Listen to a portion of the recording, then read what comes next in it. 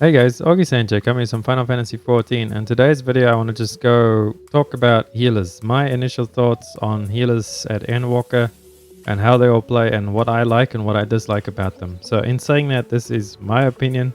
If you don't agree with it, that's alright. Just leave it down in the comments and we'll have ourselves a little discussion about healers. So let's get straight into it, shall we? So we'll start off with the number one healer right now in my books is White Mage. The most powerful healer. The potencies are just crazy. The only problem I have with White Mage is MP. MP is a problem with White Mage that needs to be fixed. And Afflatus Solus and Afflatus Misery, so like your Lily setup and Blood Lily kinda needs to get something done with it, like make it worth maybe work in MP onto it so that we can actually get MP back from it or something, but actually farming your lilies for Blood Lily to use Afflatus Misery is a DPS loss over just casting Glare. Because it takes you 4 GCDs to actually get to Afflatus Misery, whereas that's 900 potency, but Glare times 4 is like 1200 or more potency, because it's 300, so yeah, 310, what's that, 1240? 1240 potency over 900, that's almost a whole extra Glare and all of that pretty much. But yeah, that's minor little things that I'm not really too worried about that. Only issue is the MP. You will be using Lucid Dreaming pretty much on cooldown on White Mage as soon as, well, in Savage anyway. When you get in there, you drop down to 7k MP, you want to be hitting Lucid because that way it will regen you up while you're doing stuff and it'll be back up again pretty soon before you ever get near running out of MP. But when everything goes wrong, like it normally does when you're doing Savage, then you will be burning through MP really fast on a White Mage. Your skills just cost way too much. Like look at this, Medica is almost 1k and then Medica 2 is 1k. That's 10% of your MP pool if you think about it. So in speaking about that, you should always be using Thin Air on as many things as you can. If you want to keep 1 stack, that's okay, but never let it sit there 2 stacks because you're wasting MP pretty much. So you want to use 1 Thin Air on anything. Medica 2, even a Glare, but Glare's not really. I would try and use it on your heals. For like a Cure 2, for example, that's 10% right there. That's almost 10%, that's 9%, that's 15%. And then Medica 2, which you'll be using quite often, is 10% MP. So use a Thin Air on it, and there you go. You just saved yourself 10% MP. And also another thing, I see, this is just a little rant about me and random White Mages. Medica 2 is not stronger than Medica 1 in just raw healing and quick healing. Medica 2 is something you use when you want the group to slowly regen over time, and there's nothing coming soon that they need to be topped up for. Medica 2 does not mean by default that it's better than Medica 1 because it's the second version. If you want to get your group up fast and there is an AoE coming out that you need to be topped up for, Medica 1 is what you should be spamming. Quite often I see White Mages with like Akmorn stacks, you know, where they hit multiple times the group. They'll be sitting there spamming Medica 2 and then the group will die and then nobody will know why. And I'll tell the healer as well, you know, Medica 1 is stronger than Medica 2 for something like that. Medica 2 is just used for the regen, really. They get mad. I was like, what the hell? You don't know what you're talking about, blah, blah, blah. Read the tooltip. So yeah, read the tooltip and play White Mage how it should be. But anyway, we're not ranting. This is opinions. White Mage really strong, has MP problems. If you want to chill and just forget about everything and not have to plan anything, just play White Mage. And it's a really good learning healer. Like to get to learning into healing, how to heal on Final Fantasy, White Mage is the way to go. So moving on, let's speak about the second strongest healer in my opinion, is Astro. Now Astro has no MP problems at all. The only problem I have with Astro is you need to be awake most of the time, which quite often I'm not, and or really highly strung on caffeine, which most of the time I am. That's why I play Astro. Because look at all of this. Like there is so many things that could be put into one. Like for example, Minor Arcana and then the Crown play. That could just be the same freaking button. Why do they have to make 2 buttons? Do I have to make 2 keybinds for that? I can barely fit all my keybinds on here. Like I can't even keybind redraw and undraw because I don't have any more freaking keybinds for me. So that I just have to click whenever I actually feel like redrawing, which is barely ever because I can't be bothered. Because there's too many things that you have to worry about on an Astro. So if you like playing a healer where you have to click, like just roll your face on the keyboard the whole time and like have 3000 IQ plays, then yeah, Astro is the one for you. But jokes aside, Astro is really strong. It's got a really diverse toolkit. It has a lot of cool things going on for it. But also it does, like you need to be doing a lot of different things all at the same time. There's so much you have to do on an Astro.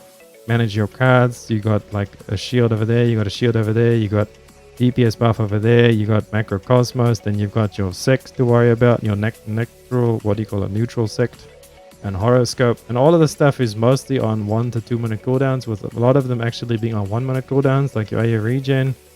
That's a 1 minute cooldown. Your star is a 1 minute cooldown. That's almost a 1 minute. What's a minute and a half? A weird one over there. Sinistry, I think, oh yeah, it's 2 minutes. But a lot of your stuff that you'll be using quite often is on a minute cooldown, especially your star. Your star you'll be using a lot because, I mean, that's free healing, doesn't cost any MP, and it's a little bit of DPS as well.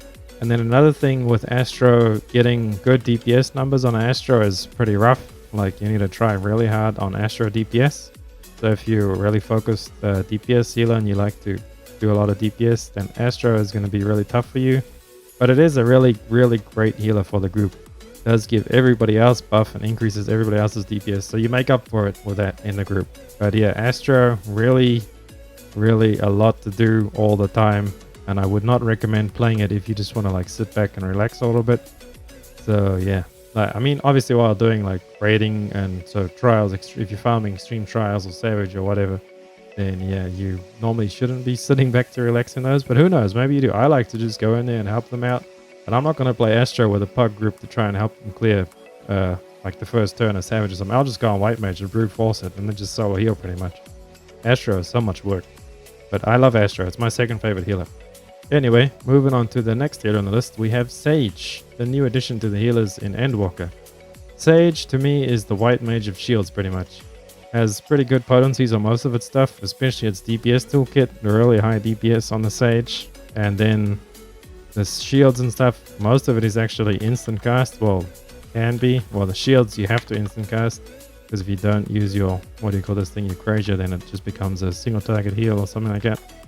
But their potencies are a little bit weak, I will say, but then at the same time they're not, so it's kind of weird just because of how strong their kit is and how well it all works together.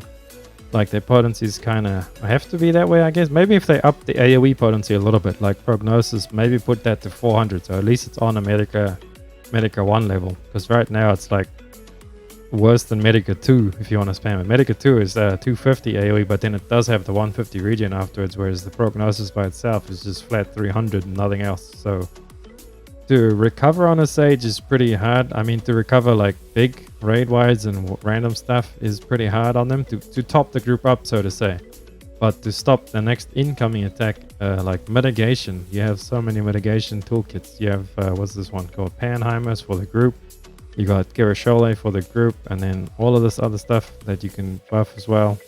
You can Zoe and make your shield instant cast. Zoe and make your shield stronger. So it's pretty good if you forgot and it's right before the mechanic's about to go up, then you just instant cast shield everybody and everybody's sorted. So, but the Sage, you kind of do want to play it proactively. You don't want to play it reactively. A White Mage is something you can play reactively, like, oh, some damage is hit, well, let me just Medica and everybody's full. But the Sage's job is more of like shielding people and stuff before the damage comes out and then using all of your cooldowns. And also, Kirishole is like Scholar Bubble, but same radius and all of that, except you just apply it to people and then they can run off into Timbuktu. So if you have a Black Mage with you that's like always outside of your bubble, just play Sage, run past him and hit that and gets everybody and then they're all good. You don't need to worry about it. Set and forget. But for my Sage thoughts, oh, and did I mention Sage is the only healer with the mobility? Like, look at this. Icarus does have a long cooldown, 45 seconds, but that right there is reason enough to play Sage. It's the only healer with the mobility skill for themselves, so to say. And then did I mention they have a freaking laser beam? Look at this. Boom. Does damage, heals, everything. It's great. Second best ability in game. Icarus being the first.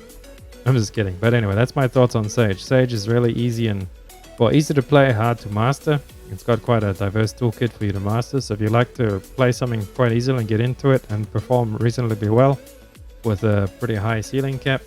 Not too high, but I mean, it's like mediocre high. That's a median ceiling cap. You can tell the difference between a good Sage and a bad Sage. But anyway, that's my thoughts on Sage. And now let's move on to my last but not least, my favorite healer, the Scholar. Now the Scholar is my chill healer that just resonates with me, and the shields is just great, and then you can spread your shields if it gets a big crit. And yeah, the only problem I do have with Scholar a little bit is the DPS is a little bit meh. Not bad, it's just not what it should be, I guess, since you're technically the secondary off healer. The secondary healer, the off healer, whatever you want to call them. I don't really go to that line too much about primary and secondary healers, but yeah, you're meant to shield and mitigate and then bring the deeps, because you mitigate the stuff and then the other healer heals it all up. And yeah, that's how it should be played. But it does have nice group buff, chain stratagem, really good. And I don't know, to me the opener needs we need something to happen to our potencies or something for our damage. Because to do a good opener, I feel like you have to eat your fairy. Like, sorry Celine or Eos, but I'm gonna chomp you down in the opener pretty much every single time. Just to do 6 energy drains, or maybe 5 if you got a chucker in dom on like an AoE or something coming right out the opener. But yeah, I feel like you have to eat your fairy in the opener to get a good opener, so to say. So, and their MP problems, they don't really have any MP problems at all. You don't have much like a MP mechanic, so to say, but yeah, Lucid Dreaming is more than enough to keep you up, because you won't be burning through your MP that fast anyway. What are you going to do, spam Broil all day? And also my favorite skill for them is Expedient, Scholar Shuffle. Just makes you move really fast, so in that sense they do have a mobility for everybody, I guess. It's a free sprint and a damage reduction. Really nice, one of my favorite skills. And for Scholar, it's kind of... I don't think I would change. Maybe just buff up their potencies on their, like Broil, for example, is 295. I think even Astro's... Oh no, what's Astro? I think Astro might be 290. But anyway, just buff their potencies a little bit. Maybe make their dot 100 and make Broil 310. So it's the same as Glare. And because everybody casts at the same time now, all the healers, they cast pretty fast on their DPS. It's 1.5 seconds on the GCD. Yeah, that's all I really got for the healers. So if this helped you guys at all or opened your eyes to anything on the healers, just leave down your thoughts and leave down your favorite healer. I'd like to hear from all of you guys. Who's your favorite healer and why? And thank you for the support. Smash that like button like you guys have been, and then sub to me. I would really appreciate that. I'm trying to hit 1k subs by April this year. It's my birthday month.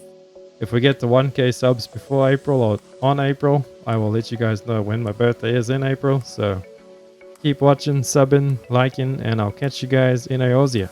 Peace. Augustin out. Run free and dive into the sky.